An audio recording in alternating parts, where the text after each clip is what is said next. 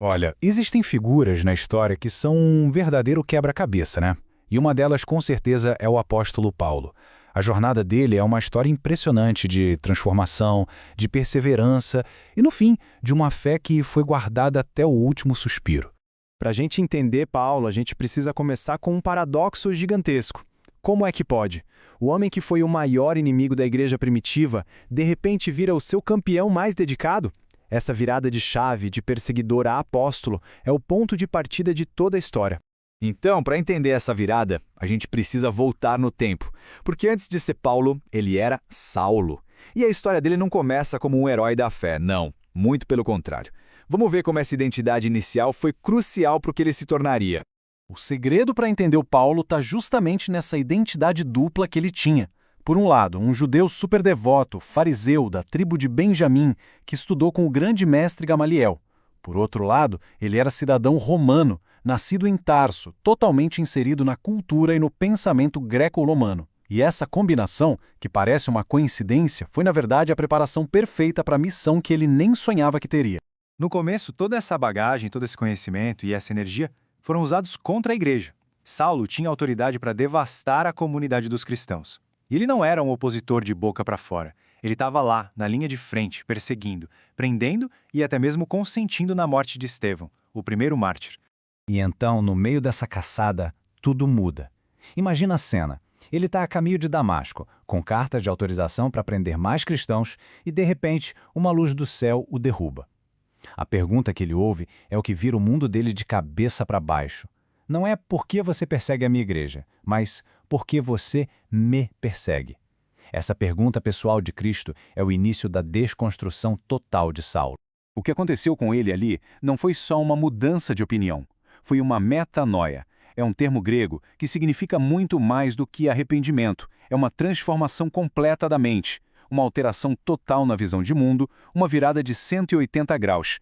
Para ele, foi a base da sua conversão, o momento exato em que ele deixou de ser um inimigo para se tornar um instrumento nas mãos de Deus. Só que essa nova missão não veio de graça, não. O preço foi altíssimo. A segunda parte da jornada de Paulo é marcada por uma ousadia inacreditável, mas também por um sofrimento constante. Vamos ver como ele lidou com esses desafios. Essa coragem toda de Paulo tem um nome em grego, parresia. E não é sobre ser imprudente ou agressivo, viu? É sobre uma franqueza corajosa, uma capacidade que vem do alto para anunciar a mensagem sem medo, mesmo debaixo da maior pressão. Isso virou a marca registrada do ministério dele.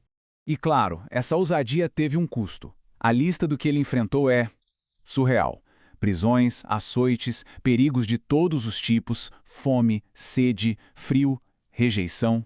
E como se não bastasse todo o sofrimento físico, ele ainda carregava o peso emocional da preocupação com todas as igrejas. A perseverança dele foi forjada no fogo, literalmente. E além de tudo isso, Paulo ainda fala de um sofrimento misterioso e constante, um tal de espinho na carne.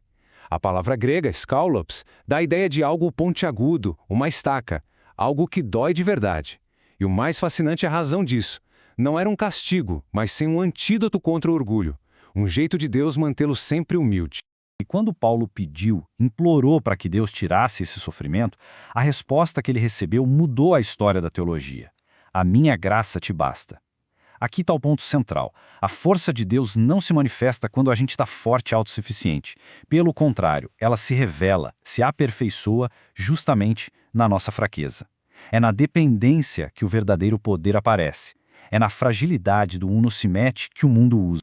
Isso nos leva direto para a disciplina interna de Paulo, porque para aguentar tanta pressão externa e tanta fraqueza interna, ele precisava de uma estrutura de fé muito rigorosa.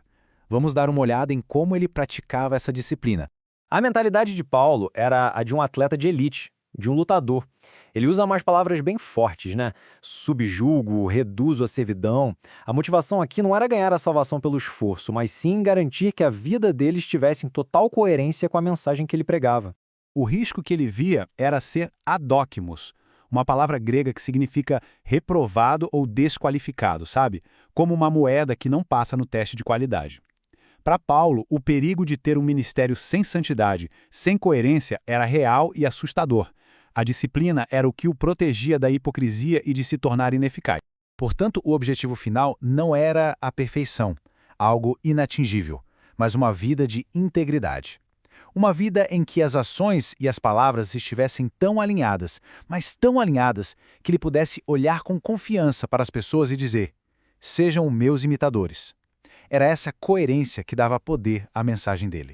E como é que tudo isso termina? Bom, na fase final da vida, Paulo faz uma avaliação da sua jornada.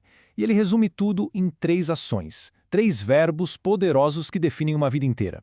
Nas palavras dele mesmo, ele diz: primeiro, combati o bom combate. A palavra grega aqui é agon, que remete à luta nobre de um atleta na arena.